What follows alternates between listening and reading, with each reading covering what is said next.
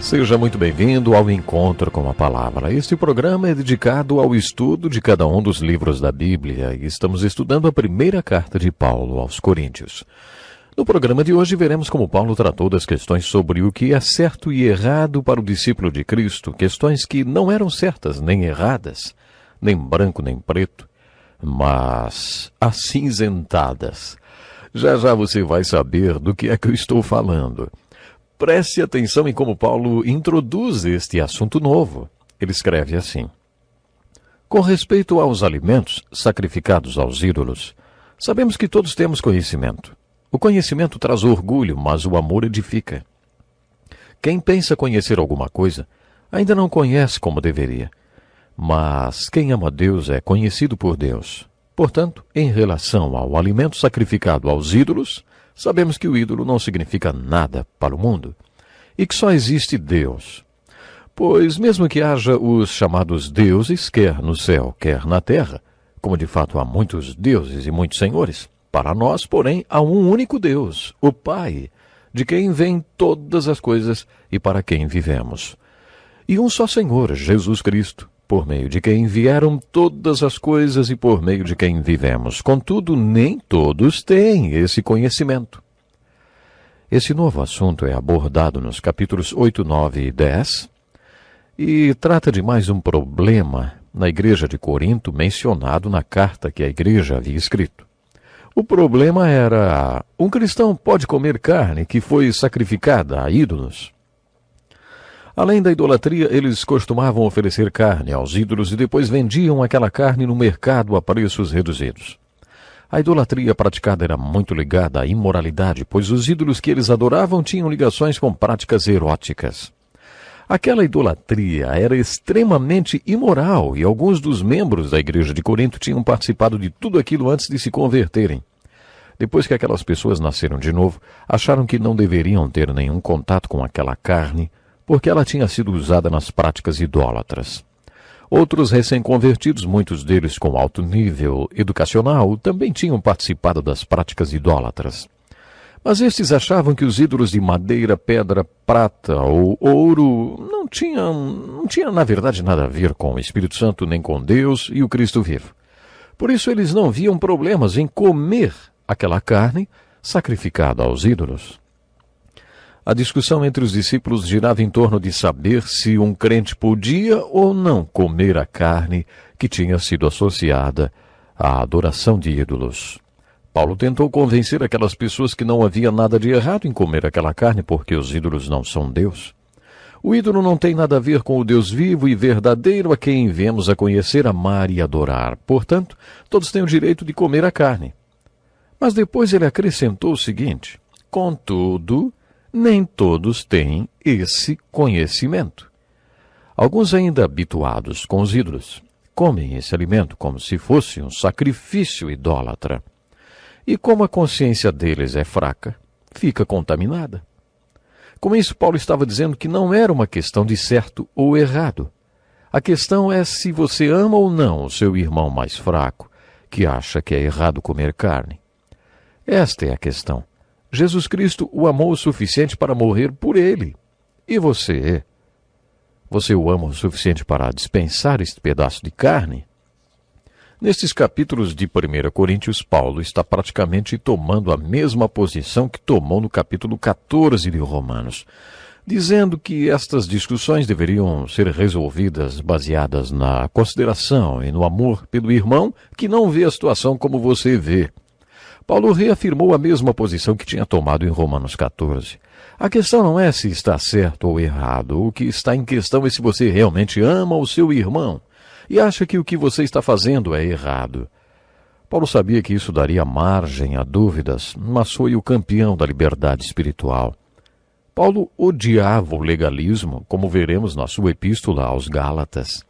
Ele não gostava que pessoas dissessem aos seus novos convertidos: agora que vocês nasceram de novo e aceitaram Jesus, poderão participar de uma classe especial da nossa igreja para estudar os estatutos e normas que regem. E vocês devem seguir essas normas. Paulo odiava este tipo de coisa porque é uma violação à liberdade que temos em Cristo Jesus. Onde está o Espírito do Senhor, ali há liberdade. Essa é a sua palavra. Liberdade em Cristo.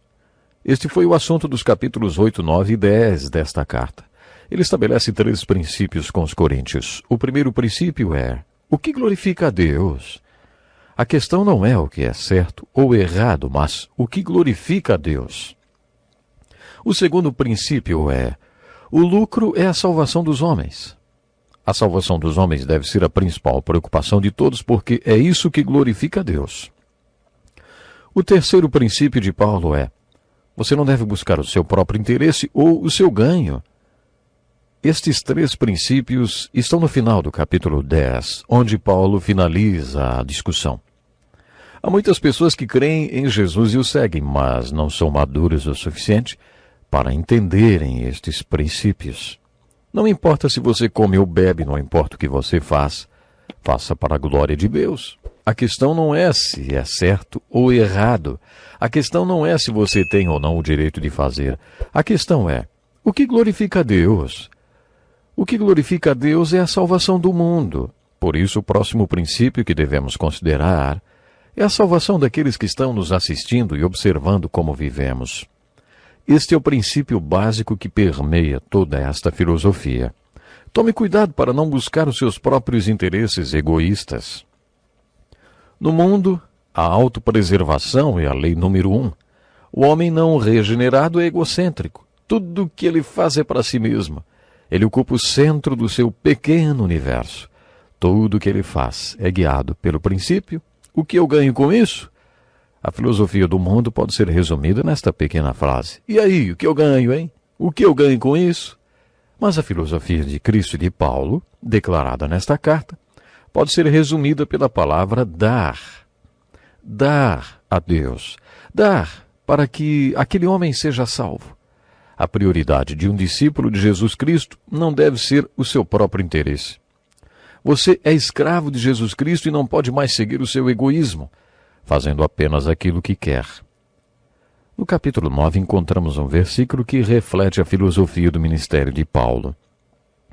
Nos 4 primeiros capítulos desta carta, Paulo compartilhou algumas verdades sobre a fonte carismática do seu ministério, principalmente nos capítulos 1 e 2. Mas no capítulo 9, quando trata deste problema, Paulo apresenta mais uma joia que nos ajuda a entender a filosofia do seu ministério. Ele escreve assim: porque, embora seja livre de todos, fiz-me escravo de todos para ganhar o maior número possível de pessoas. Tornei-me judeu para os judeus a fim de ganhar os judeus. Para os que estão debaixo da lei, tornei-me como sem lei, embora não esteja livre da lei de Deus, e sim sob a lei de Cristo, a fim de ganhar os que não têm a lei. Para com os fracos, tornei-me fraco, para ganhar os fracos. Tornei-me tudo para com todos, para de alguma forma salvar alguns. Faço tudo isso por causa do Evangelho, para ser coparticipante dele. Você se lembra o que Paulo declarou no primeiro capítulo de Romanos? Sou devedor tanto a gregos como a bárbaros, tanto a sábios como a ignorantes. Devedor do quê, hein? Do Evangelho. Em segundo lugar, ele diz: estou disposto a pregar o Evangelho também a vocês que estão em Roma. Depois ele disse: não me envergonho do Evangelho. Com essas 3 declarações, Paulo mostrou qual era a filosofia do seu ministério. Na primeira carta aos Coríntios, ele fez isso uma outra vez. Paulo se declara livre de nascimento. E naquele tempo, nem todo mundo nascia livre. Quando Paulo escreveu esta carta, uma grande porcentagem de pessoas era escrava. Elas tinham nascido escravas e sempre seriam escravas. Mas Paulo declara: embora seja livre de todos, fiz-me escravo de todos para ganhar o maior número possível de pessoas. E olhem, ele afirmou isso várias vezes. Paulo era obcecado pela liberdade que tinha no espírito. Apesar de não ser legalista, ele disse: para os que estão debaixo da lei, tornei-me como se estivesse sujeito à lei, a fim de ganhar os que estão debaixo da lei. Se as pessoas fossem legalistas, mesmo contrariado com a forma de pensar delas, ele se tornaria escravo do legalismo para ganhá-las para Cristo. Paulo também diz que, para os que viviam sem a lei, o bárbaro, o amoral, o imoral, o nome que tiver, aquele que joga para o alto qualquer livro e rejeita qualquer lei, até onde foi possível, ele se tornou como sem lei. E ele escreve: Para os que estão sem lei, tornei-me como sem lei, a fim de ganhar os que não têm a lei. Nesse trecho, Paulo acrescenta um parêntese, embora não esteja livre da lei de Deus, e sim sob a lei de Cristo. Isso significa que ele faria qualquer coisa para salvar um homem, mas trazendo para nossos dias, ele não iria, por exemplo, num bar de striptease, nem entraria num prostíbulo, porque ele continuava sujeito à lei de Cristo. Paulo quis dizer que existe um limite para caminhar sem lei. Mas o princípio era fazer o máximo de concessões para alcançar o homem perdido. Neste mesmo contexto, Paulo disse, para com os fracos tornei-me fraco, para ganhar os fracos. Paulo usou o termo fraco referindo-se a pessoas que não têm a mesma capacidade mental que outras. Deus pode ter abençoado você com uma mente rápida. Pode ser que você desembarace questões difíceis com rapidez e clareza, mas nem todo mundo é assim. Paulo estava elogiando a intelectualidade e a inteligência dos coríntios, mas ele não se esqueceu dos que não são assim. E sobre os fracos ele estava disposto a se tornar fraco para ganhá-los para Cristo. Paulo conclui dizendo, faço tudo isso por causa do Evangelho, para ser coparticipante dele. Isso quer dizer que se você for para Nova Guiné para falar de Jesus para aquele povo, deve tomar cuidado para não ofendê-los por desconhecer a cultura deles. Sem conhecer a cultura do povo, você corre o risco de cometer uma gafe que os ofenda e depois você nem vai ficar sabendo por que eles não aceitaram a palavra de Jesus Cristo.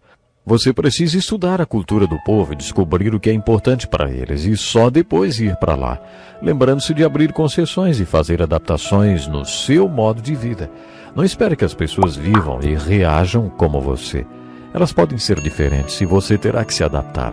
Esta era parte da filosofia do ministério do apóstolo Paulo. Infelizmente meu tempo acabou, mas como de costume quero deixar com você que crê em Jesus um desafio. Até que ponto você está disposto a ceder por causa do seu irmão mais fraco, hein? Jesus morreu para que ele fosse salvo. Pense nisso. Até o próximo programa.